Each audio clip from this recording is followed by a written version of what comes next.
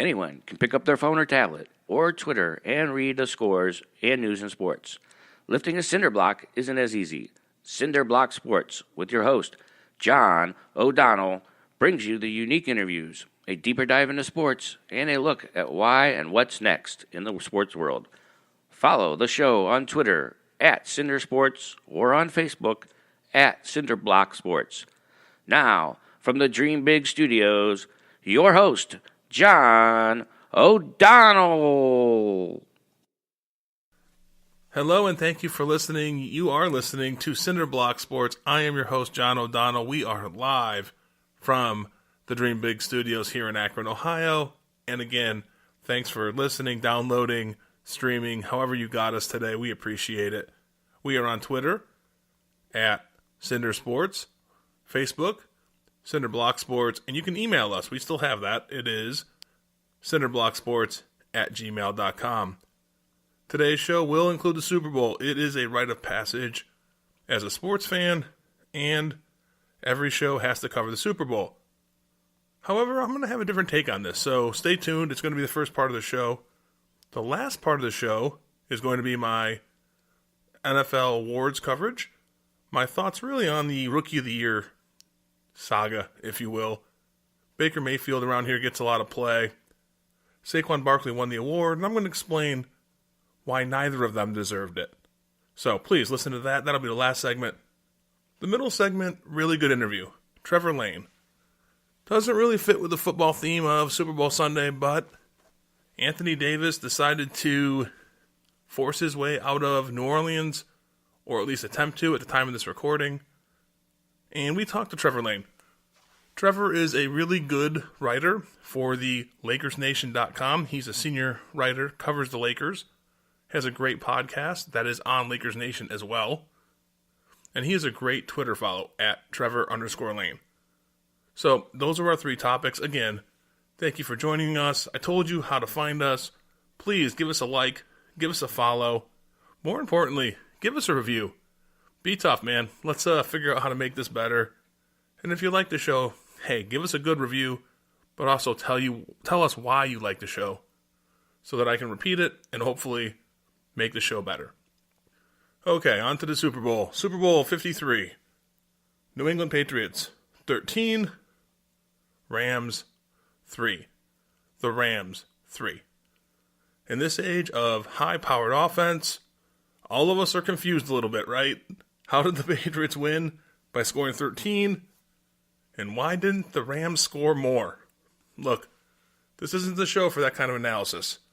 You can find me at skoradio.com on my weekly show with co-host Brad Gurton and Rick Carpenter. That is Sports Brewing Company. You can find our replays on YouTube. So please, we did a live show at the Windsor. That's a local bar that we broadcast from, and I think the show went really well. A lot of good analysis and a lot of good feedback. This show, not really going to focus on the stats, the numbers, the results. But it's hard to find some real content here, isn't it? Because if you listen to just about every single person, there are absolutes. This was the worst Super Bowl ever. This was the worst halftime show ever. This was the worst set of commercials ever.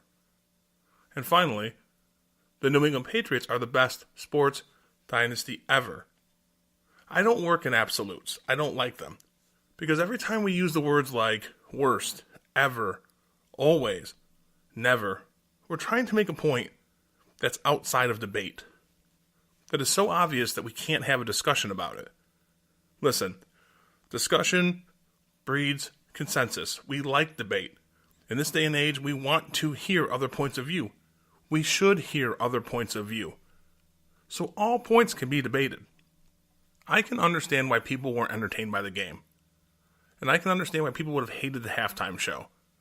And look, I have some insight on the commercials on why they bothered me, and it's a reason that won't be 100% popular. But listen to my point of view. Don't just delete the podcast. Don't just run away screaming and yelling at me that I'm an idiot. That may be true, but it might not be for the reason that I hate the Super Bowl commercials. Okay, let's talk about the football first. Let's tackle the New England Patriots as the best sports dynasty ever. They won 6 Super Bowls now, and this is a fun debate. There are some really great sports dynasties, and to fully analyze which one is the best, we need to look at a couple things. First, how do we define a dynasty? Does it go back to the 50s and the 60s? Does it include different incarnations of great teams from the same franchise? Look at the New York Yankees, the Boston Celtics. If you want to include hockey, and you should, look at the Montreal Canadiens and the Edmonton Oilers. Do we consider college sports? If we do, Gino Auriemma and the Yukon Huskies, they're going to have something to say. And what about John Wooden?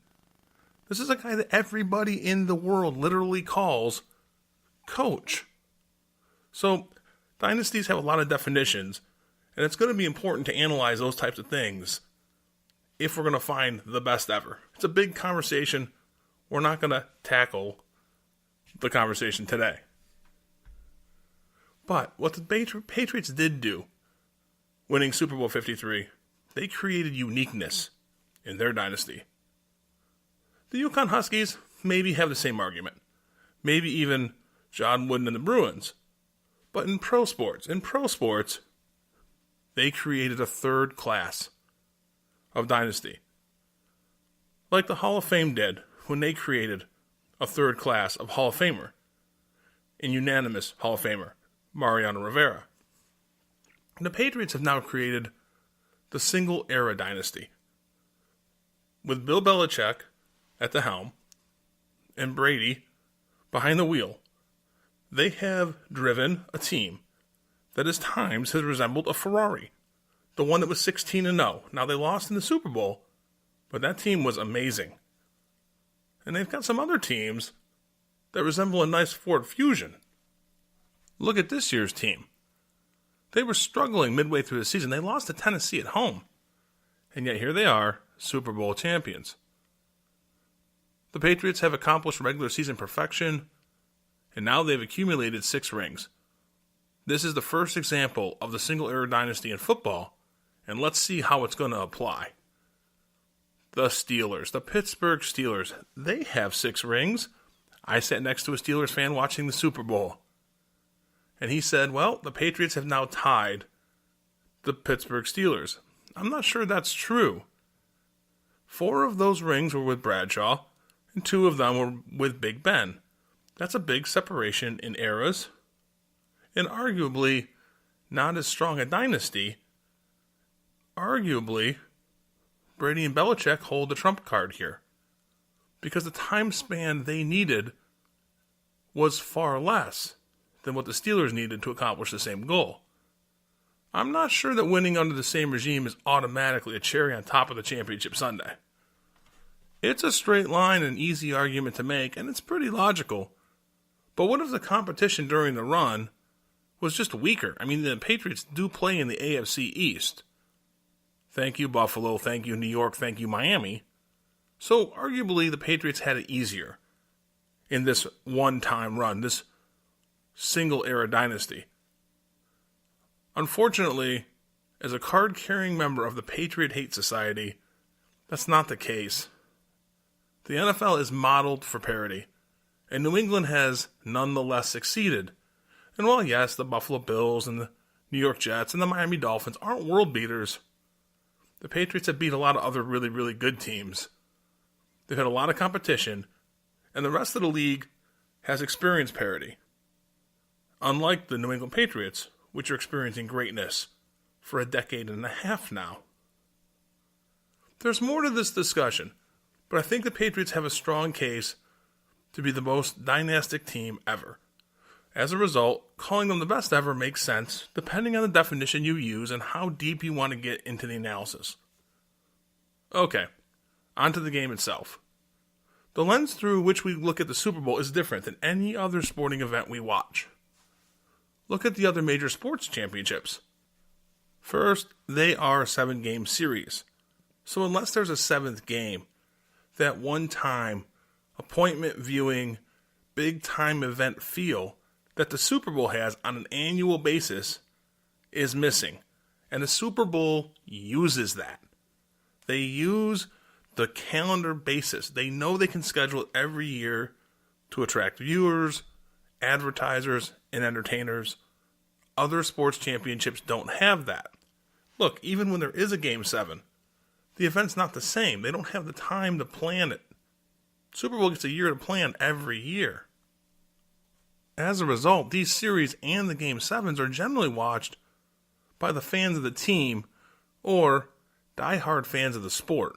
The Super Bowl is different because it's more of an event than a game, and you can schedule it year in and year out. We are surrounded by special halftime shows, commercials that are months in the making and cost millions of dollars, and the rest of the pomp and circumstances that the Super Bowl brings and entails. As a result, everyone who watches the show is watching it in some manner, in some way, as an event, not a game.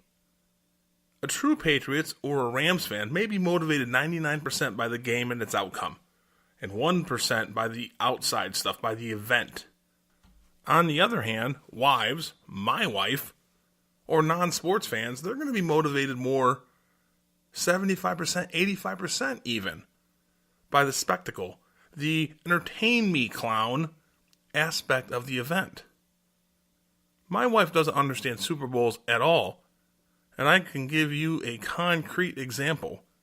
My birthday is on Christmas. Christmas is a gift-giving event.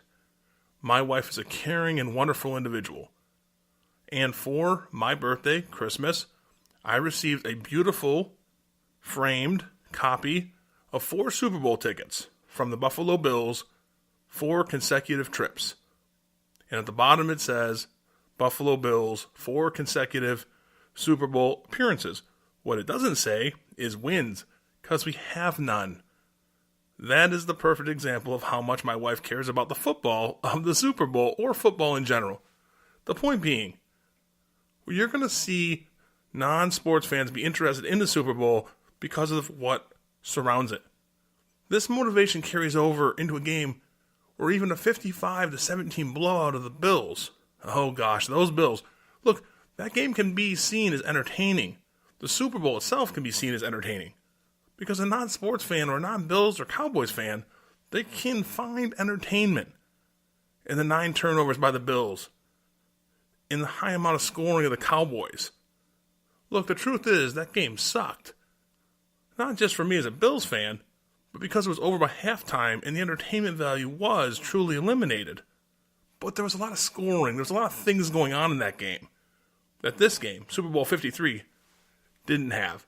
So, from that perspective, if you're watching the game and you're trying to find value in the football, if you're not a fan of one of those teams, that's difficult. As a result, for many fans, Super Bowl 53, it lacked entertainment value. Outside of a rooting interest, or maybe you happen to win $3,000 in your local Super Bowl squares, there really wasn't a lot for the average football fan to cheer for, or for the non-football fan to cheer for. Hardcore football fans, like myself, they may have found some interest in the adjustment the Patriots made to win, where the Rams just couldn't find or make that adjustment. The Rams didn't have those players make big plays like Tom Brady and Julian Edelman did. And look, this game was really close to turning on its head when the Patriots recovered a fumble by Tom Brady, which was 100% Tom Brady's fault. And that could have changed the trajectory of the game, the outcome of the game, and altered this argument about whether or not the Patriots are the best sports dynasty ever. The point is, I understand why many people didn't like the game, and you could conclude that this is the worst Super Bowl ever. Now, on to the halftime show. This thing was a disaster. I get the mashup idea, the concept. I know why the NFL did it. It's hard to find a real headliner for the show now. Maroon 5 with a falsetto key singer like Adam Levine isn't going to fit well into many of the traditional duets and collaborations the show usually carries, so the awkwardness was understandable.